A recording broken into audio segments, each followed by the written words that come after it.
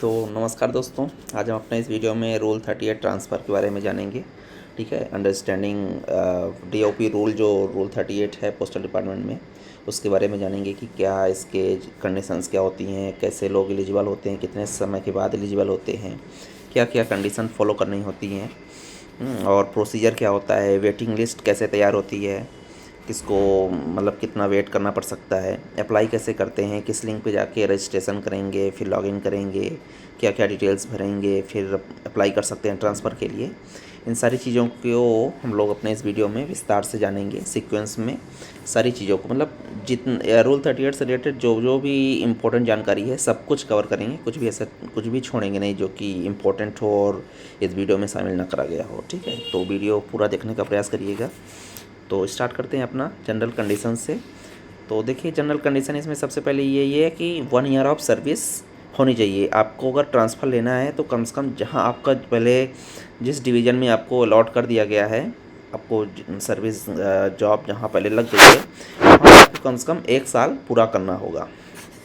ठीक है, डिपार्टमेंट अपने मन से अगर कहीं बीच में भेज देती है तो उसको नहीं कह रहा हूँ कि मतलब फिर वहाँ फिर आप ट्रांसफर वो करो। जैसे मान लीजिए किसी को नागपुर लगाया, ठीक है, नागपुर अर्बन में, और फिर रूरल में अगर उसको किसी तरह डेपुटेशन में या कुछ भी ऐसे भेज दिया गया तो उसका माना जाएगा। वो 1 साल उसकी सर्विस हो जाए उस डिपार्टमेंट में, बस हो गया, उसका 1 साल पूरा हो गया, तो वो रूल 38 के लिए अप्लाई कर सकता है। ठीक है, ये मतलब है।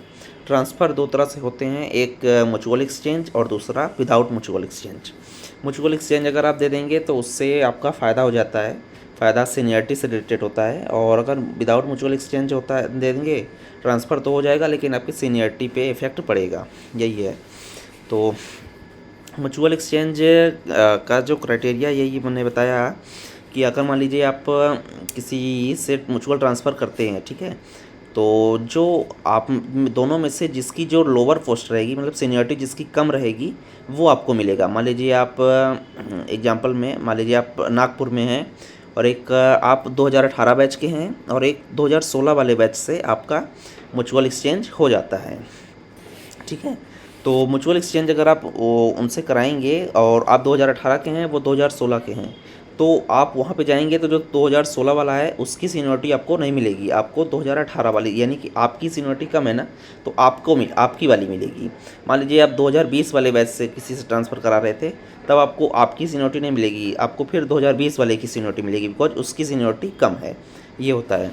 और दूसरे क्राइटेरिया ये होता है कि आपका जिस कैटेगरी से सिलेक्शन हुआ है उसी कैटेगरी का वो बंदा होना चाहिए जिससे आप ट्रांसफ़र एक्सचेंज कर रहे हैं। जैसे आप अगर एससी से आपका सिलेक्शन हुआ है तो जिससे आप करा रहे हैं उसका भी एससी का होना चाहिए। आप अनरिजर्व से सिलेक्शन हुआ है, किस कैटेगरी से हैं वो चीज़ नहीं मैटर करेगी, किस कैटेगरी से सिलेक्शन हुआ है। अगर अनरिजर्व से हुआ है, भले ही ओबीसी हैं, तो अनरिजर्व से ही आपको अपना म्यूचुअल एक्सचेंज कराना पड़ेगा। जिससे करा रहे हैं वो भी अनरिजर्व कैटेगरी का होना चाहिए, ये है। और दूसरी चीज़ कि आप जैसे आप डायरेक्ट रिक्रूटमेंट, जैसे एसएससी, सीजीएल, सीएसएल, अगर इससे कोई आता है तो वो डायरेक्ट रिक्रूटमेंट के थ्रू आता है ना। तो अगर कोई जो डिपार्टमेंट का एग्ज़ाम दे के उस पोस्ट में आए, उससे अगर आप म्यूचुअल एक्सचेंज कराएंगे तो नहीं होगा। आपका डायरेक्ट जो रिक्रूटमेंट है उन्हीं से होना चाहिए। मतलब कि कैटेगरी 2 तरह की होती है, एक डिपार्टमेंटल, एक डायरेक्ट रिक्रूटमेंट वाले की। तो उन्हीं की वैकेंसी आप ले सकते हैं। तो ये ध्यान रखने की चीज़ है कि जो आप डायरेक्ट रिक्रूटमेंट से में आए हैं तो उसी से आप अपना म्यूचुअल एक्सचेंज करा सकते हैं, दूसरे से नहीं करा सकते। ठीक है, यही सभी में होता है। तो मतलब मैंने बता दिया कैटेगरी का भी, और सीनियरिटी कैसे मिलेगी, जो कम वाली रहेगी वो आपको मिलेगी। ठीक है, लेकिन सीनियरिटी जैसे अगर मान लीजिए आपको प्रमोशन के लिए अप्लाई करना है, जैसे 8 साल, 2 साल, 4 साल, जितना भी, कि अगर कोई क्राइटेरिया बना है कि इस पोस्ट के लिए आप इतने साल बाद आप प्रमोशन के लिए एग्ज़ाम दे सकते हैं, तो उसको प्रमोशन के लिए आप दे सकते हैं, वो आपकी सर्विस मानी जाएगी, वहाँ पे सीनियरिटी नहीं देखी जाएगी। लेकिन जो अगर कोई दूसरे जो मैटर हैं वहाँ पे आपकी सीनियरिटी कम मानी जाएगी। ठीक है, तो ये मैंने बता दिया। और अगर मान लीजिए आप म्यूचुअल एक्सचेंज दे के नहीं जाते हैं, आप डायरेक्ट रूल 38 से जाते हैं और रूल 38 से म्यूचुअल एक्सचेंज वाला भी होगा, लेकिन मतलब कहने का कि रूल 38 से जा रहे हैं लेकिन विदाउट म्यूचुअल एक्सचेंज, आपको कोई ऐसा पार्टनर मिला नहीं तो आप जा रहे हैं, तो आप जिस यूनिट को ज्वाइन करेंगे वहाँ पे आपकी पोस्ट जो आप जो हैं सबसे लो, मतलब कि क्या कह सकते हैं आपकी सीनियरिटी सबसे कम होगी। जैसे मान लीजिए आपकी 2017 बैच के हैं एग्जाम्पल के तौर पे, और आप ट्रांसफ़र ले रहे हैं 2022 में और अपने कहीं भी आ गए 2022 में आ गए ट्रांसफ़र लेके, तो आपकी सीनियरिटी 2017 उस यूनिट में उस ऑफिस में आपकी सीनियरिटी क्या होगी 2022 से शुरू होगी। मतलब आप को एकदम फ्रेश रिक्रूटमेंट फ्रेश एम्प्लॉय माना जाएगा, जैसे कि आपकी 2022 में ही ज्वाइनिंग हुई है। ठीक है, इस तरह से आपको मतलब आपकी सीनियरिटी मानी जाएगी। लेकिन प्रमोशन के समय पे नहीं, प्रमोशन के समय पे जितने समय से आप सर्विस में हैं तब से गिनी जाएगी। ठीक है, तो प्रमोशन को और कोई अगर बड़ा पर्पज होता है तो उसमें एक्सक्लूड कर देते हैं, बाकी जगह में आपकी सीनियरिटी वहाँ से स्टार्ट से मानी जाएगी। बस यही चीज़ है। और यह है कि जिसका अगर किसी का रूल 38 के थ्रू ट्रांसफ़र हो गया है तो उसको 3 साल जहाँ भी ट्रांसफ़र हो गया है वहाँ सर्व करना पड़ेगा, उसके बाद ही वो ट्रांसफ़र ले सकता है। रूल 37 का ट्रांसफ़र क्या होता है कि ये डिपार्टमेंट अगर किसी को पनिशमेंट देता है तब ज़्यादातर ये ट्रांसफ़र कर दिया जाता है। तो अगर किसी को ट्रांसफ़र कर दिया गया है वहाँ पे तो उसको वहाँ पे 3 साल बिताना पड़ेगा, तभी वो कहीं भी अगर दूसरी जगह ट्रांसफ़र लेना चाहता है तो 3 साल के बाद रूल 38 के लिए अप्लाई कर सकता है, उसके पहले नहीं अप्लाई कर सकता। ठीक है, और ये क्या है, रीट्रांसफ़र टू ओल्ड यूनिट अलाउड। जैसे मान लीजिए कि आप नागपुर का ही नाम मैं ले रहा हूँ तो फिर से ले लेता हूँ। नागपुर से आप मान लीजिए कि किसी ने ट्रांसफ़र ले लिया सूरत में। ठीक है, तो वो सूरत, अब उसको सूरत नहीं मन लग रहा है, उसको लग रहा है कि यार नागपुर ही ठीक था, तो वो नागपुर दोबारा आ सकता है। लेकिन ये है कि जो उसके ट्रांसफ़र को जो लिमिट्स दी गई हैं, अटैम्प्ट दिए गए हैं, वो उसमें कंसिडर कर लिया जाएगा। एक बार नागपुर से वो सूरत आया वो एक गिन लिया जाएगा, फिर सूरत से नागपुर आ रहा है वो भी गिन लिया जाएगा, 2 उसके गिन लिए जाएंगे। ठीक है, लेकिन ये है कि वो ट्रांसफ़र ले सकता है, पुराने यूनिट पुराने अपने ऑफिस में भी आ सकता है, कोई दिक्कत नहीं है। सीनियरिटी क्लासिफिकेशन फॉर री ट्रांसफ़र मैंने बता दिया कि जैसे कि 2018 बैच है, नागपुर से वो सूरत गया। ठीक है, और 2000 ऐसे ऐसे ट्रांसफ़र यहाँ वहाँ समय बिता के वो वापस लौट के नागपुर में 2025 में आ रहा है, तो उसको ये नहीं माना जाएगा कि ये 2018 बैच का है तो उसी तरफ से उसको सीनियर माना जाए, उसको फिर 2025 की तरह फ्रेश एम्प्लॉय माना जाएगा। ठीक है, उसकी सीनियरिटी मतलब उसको मान लीजिए कि जैसे कि वो 2025 में ही ज्वाइन कर रहा हो उस तरह से उसको माना जाएगा। उसकी सीनियरिटी जो है, जो पुरानी अगर वो ना ट्रांसफ़र लेता तो कितना सीनियर माना जाता, तो वो उस जब ट्रांसफ़र उसने ले लिया तो अब वो कंसिडर नहीं करी जाएगी, वो नल एंड वाइड हो जाती है। ठीक है, transfer eligibility based on vacancy type category मैंने ये बता ही दिया है। और ये है कि रिस्ट्रिक्शन होते हैं इंटर सर्कल और इंट्रा सर्कल ट्रांसफ़र में, कि आप पूरे सर्विस में 2 बार इंटर सर्कल ट्रांसफ़र ले सकते हैं, 2 बार इंट्रा सर्कल ट्रांसफ़र ले सकते हैं। जैसे मान लीजिए कोई महाराष्ट्र में है और महाराष्ट्र से वो हरियाणा जाना चाहता है। ठीक है, तो वो उसका एक इंटर सर्कल ट्रांसफ़र माना जाएगा। ठीक है, तो ये हो गया। और इंट्रा सर्कल ट्रांसफ़र भी ऐसे होते हैं। इंट्रा सर्कल मतलब उसी सर्कल में वो 2 बार ट्रांसफ़र ले सकता है। जैसे कि उदाहरण पे महाराष्ट्र में मान लेता हूँ, तो मुंबई से वो एक बार कोल्हापुर जा सकता है, कहीं भी जा सकता है, कोल्हापुर नाम बस ले रहा हूँ। ठीक है, तो कोल्हापुर जा सकता है, और कोल्हापुर से जाए तो नागपुर जा सकता है, अमरावती जा सकता है, कहीं भी जा सकता है। मतलब 2 बार ट्रांसफ़र इस तरह से एक ही सर्कल के अंदर या दूसरे सर्कल में भी ले सकता है। जैसे कि मान लीजिए कोई महाराष्ट्र में है और मुंबई से वो कोल्हापुर गया। ठीक है, और कोल्हापुर के बाद वो हरियाणा चला गया, तो उसका क्या हुआ, एक इंट्रा सर्कल ट्रांसफ़र मुंबई से कोल्हापुर गिना जाएगा। और कोल्हापुर यानी महाराष्ट्र में है, फिर वो हरियाणा गया तो वो एक इंटर सर्कल ट्रांसफ़र माना जाएगा। एक उसने दोनों कंप्लीट कर लिए। और फिर अब उसके बाद अगर वो हरियाणा में मान लीजिए गुड़गांव गया, गुड़गांव से अब वो जाना चाहता है सोनीपत जाना चाहता है तो वो ले सकता है। तो वो उसका अब एक और इंट्रा सर्कल ट्रांसफ़र हो जाएगा। मतलब उसके दोनों इंट्रा सर्कल ट्रांसफ़र कंप्लीट हो गए और एक इंटर सर्कल ट्रांसफ़र कंप्लीट हुआ है, इस तरह से है। ठीक है, और ये भी है कि इंटर सर्कल ट्रांसफ़र एक ही टाइप के ट्रांसफ़र, जैसे कि इंटर सर्कल अगर लेना है तो उदाहरण दे रहा हूँ, उदाहरण के थ्रू समझिए, ज़्यादा समझ में आएगा। जैसे मैंने बताया महाराष्ट्र से हरियाणा गया तो वो अब उसको 3 साल इंतज़ार करना पड़ेगा अगर किसी दूसरे राज्य में जाने की उसकी इच्छा है, ठीक है, जाना चाहता है, बल्कि चाहे वो महाराष्ट्र में ही आना चाहता हो, लेकिन अब उसको 3 साल इंतज़ार करना पड़ेगा। लेकिन जो इंट्रा सर्कल ट्रांसफ़र है वो तुरंत ले सकता है। जैसे कि हरियाणा मुंबई से मान लीजिए गुड़गांव गया, अब गुड़गांव उसको नहीं लग रहा है सही, वो चाहता है कि आप सोनीपत जाएंगे, तो वो सोनीपत के लिए अप्लाई कर सकता है, बिकॉज वो इंट्रा सर्कल ट्रांसफ़र है। लेकिन इंटर सर्कल ट्रांसफ़र वो ले चुका है ना, मुंबई महाराष्ट्र से हरियाणा आया है, तब 3 साल इंतज़ार करे। अगर उसको जाना चाहता है कि मैं वेस्ट बंगाल जाऊंगा, तो 3 साल इंतज़ार करे, 3 साल के बाद वो वेस्ट बंगाल के लिए अप्लाई कर सकता है, कोई दिक्कत नहीं है। यही है कि 3 साल वेट करना पड़ेगा। ऐसे इंटर सर्कल में भी है, ऐसा ही इंट्रा सर्कल में भी है। एक ही टाइप का ट्रांसफ़र के लिए 3 साल आपको वेट करना पड़ेगा। बाकी दूसरे टाइप का जो है इंटर कर ले लिए हैं, इंटर जाना चाहते हैं तो कर सकते हैं, तुरंत कर सकते हैं, कोई दिक्कत नहीं है, ठीक है। और जो मैंने बताया exception to 1 year service condition, ये एक्सेप्शन उनके लिए है जो PWD कैंडिडेट्स, PWD कैंडिडेट्स हैं, यानी कि जो फिजिकली डिसेबल्ड कैंडिडेट्स हैं उनके लिए, वो उनको 1 साल की सर्विस करने का ज़रूरत नहीं है, मतलब वो उनको 1 साल तक इंतज़ार करने की ज़रूरत नहीं है, ठीक है। और अगर किसी एम्प्लॉय को या उसके फैमिली मेम्बर्स को, मदर फादर, ठीक है, उनको डिपेंडेंट्स जो हैं, मतलब उनको अगर टर्मिनल इलनेस है, टर्मिनल इलनेस यानी कि बहुत भयानक बीमारी, जानलेवा बीमारी, ठीक है, तो अगर वो है तो वो अपने जो डिस्ट्रिक्ट CMO होंगे उनसे साइन लेके, उनका जो सर्टिफिकेट बनवा के ले आके अपने ऑफिस में जमा करेगा, तो उसको अलाउ कर दिया जाएगा। वो 1 साल उसको वेट करने की ज़रूरत नहीं है, उसके पहले भी वो अप्लाई कर सकता है, ठीक है। ये हो गया। और तीसरे वो लोग होते हैं जो कंपैशनेट ग्राउंड से आते हैं, मतलब जिसके मान लीजिए कि कोई पेरेंट्स हैं या कोई हैं, ठीक है, उसके पिताजी ख़त्म हो गए, डेथ हो गई सर्विस के दौरान, और उनकी जगह में उसका सिलेक्शन हो गया, तो उसको 1 साल वेट करने की ज़रूरत नहीं है, वो ले सकता है सर, वो 1 साल से पहले भी अपना ट्रांसफ़र ले सकता है, उसके लिए छूट रहती है वो चीज़। तो यही इन्हीं 3 लोगों के लिए एक्सेप्शन होते हैं। और मैंने बता ही दिया ट्रांसफ़र लिमिट्स क्या हैं, है ना। Transfer 2 inter circle transfer, 2 intra circle transfer, पूरे सर्विस में आप केवल इतने ही ले सकते हैं, ठीक है। गैप्स कितना होना चाहिए, एक ही टाइप का ट्रांसफ़र ले रहे हैं तो 3 साल का गैप होना चाहिए, ये भी मैंने बता दिया।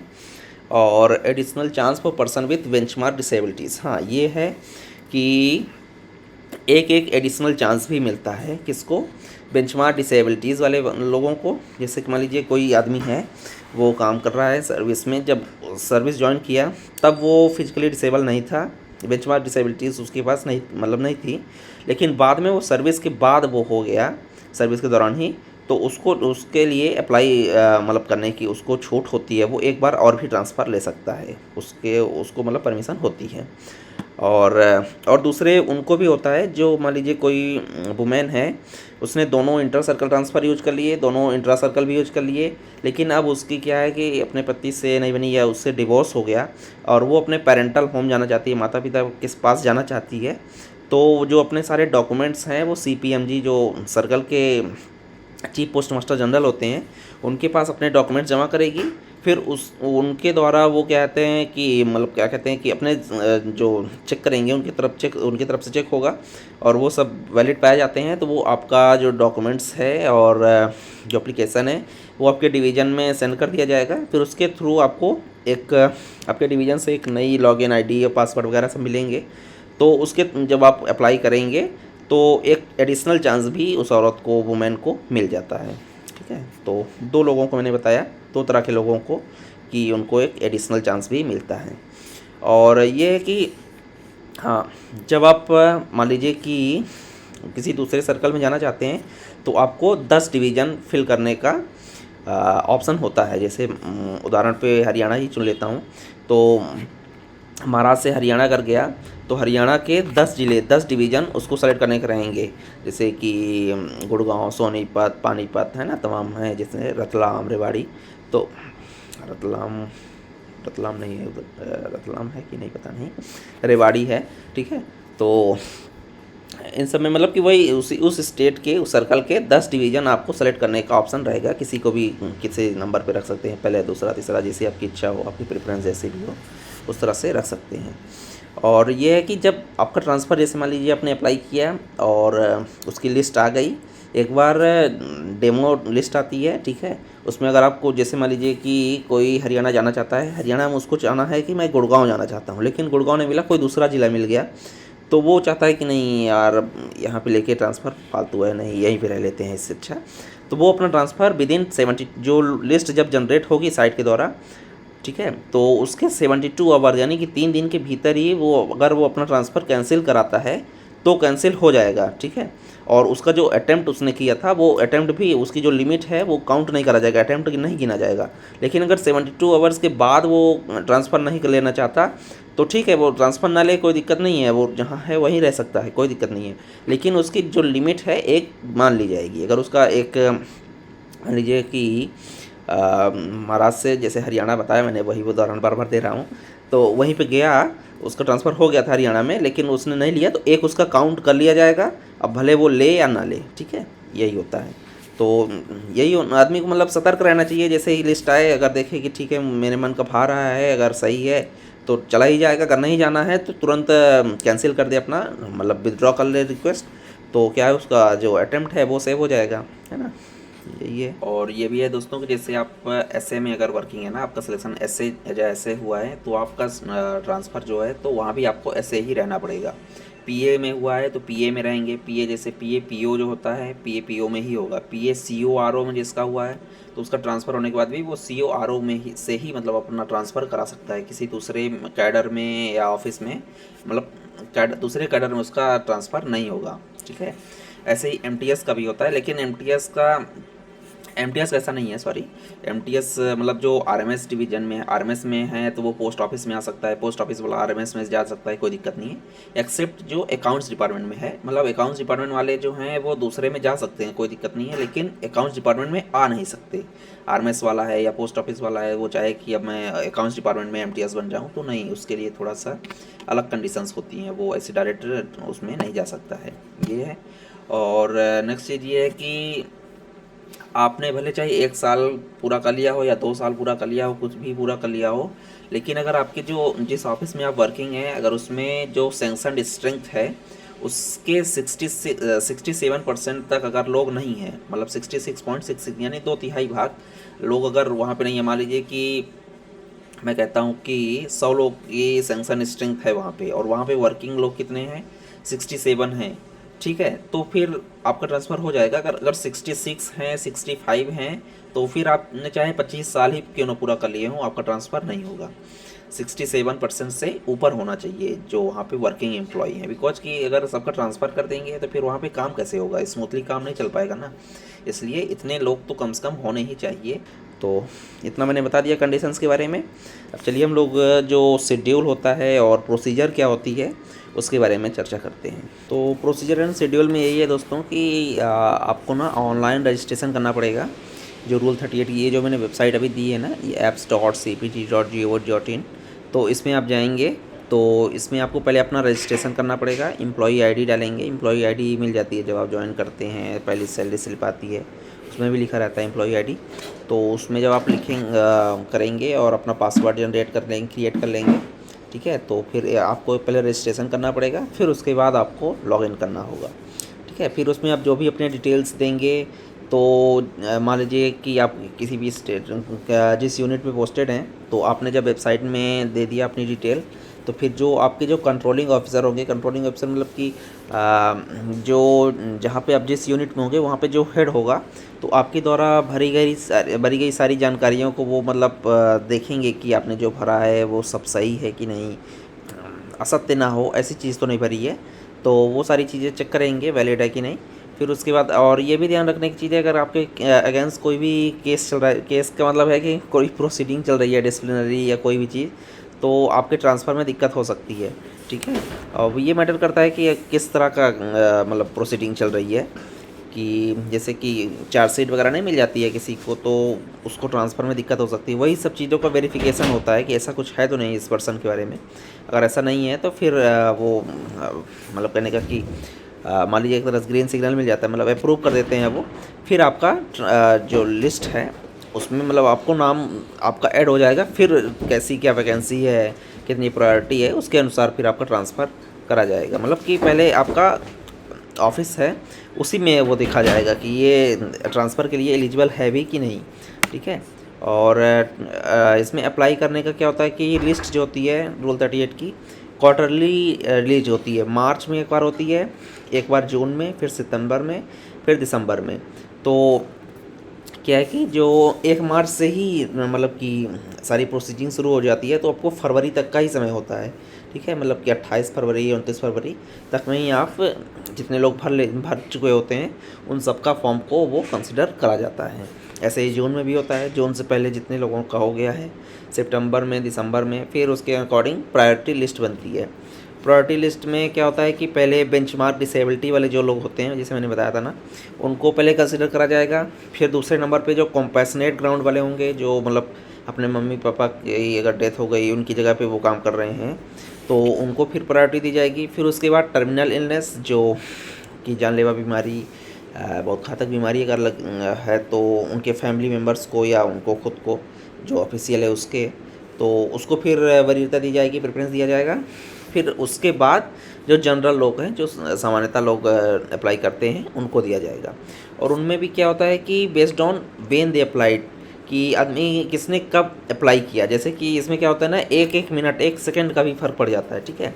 मान लीजिए किसी ने 22 फरवरी को अप्लाई किया, लेकिन वो 10:31 में किया, ठीक है।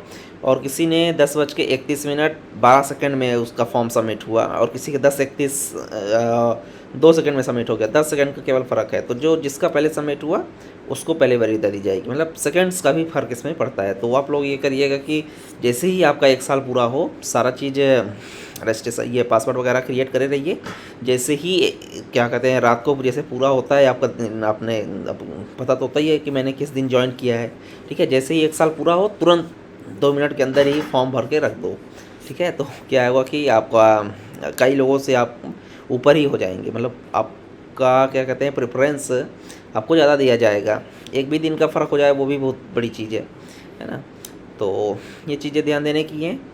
बाकी फिर जब ये सब डिपार्टमेंट के अंदर का काम है कि वैकेंसी वो कैप्चर करते हैं कि डायरेक्ट रिक्रूटमेंट वैकेंसी कितनी है किस सर्कल में, ठीक है, डिपार्टमेंटल वैकेंसी कितनी है, फिर उसकी असेसमेंट होता है।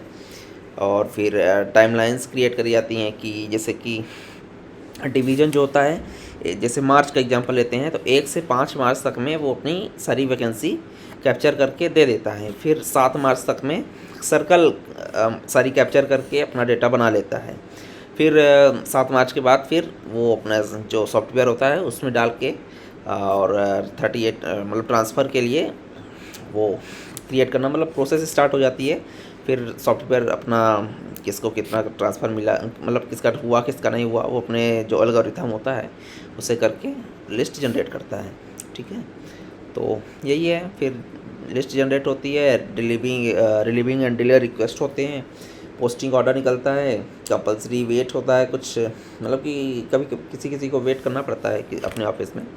फिर रिलीविंग डेट निकलती है, तो फिर जब रिलीविंग आपको ऑफिस से मिल गया तो आप जाके ज्वाइन ही कर सकते हैं अपने न्यू डिवीज़न में या न्यू यूनिट में जहाँ पर ट्रांसफ़र हुआ। जो पुरानी जो ऑफिस है वहाँ से आपको एक रिलीविंग लेटर मिलेगा, वो लेके आप न्यू यूनिट जो है वहाँ पे जाएंगे। और आपका जो डोजियर वगैरह भी होगा, सर्विस बुक वगैरह भी होगी, सब कुछ आपका ट्रांसफ़र कर दिया जाएगा उस न्यू यूनिट में, ठीक है।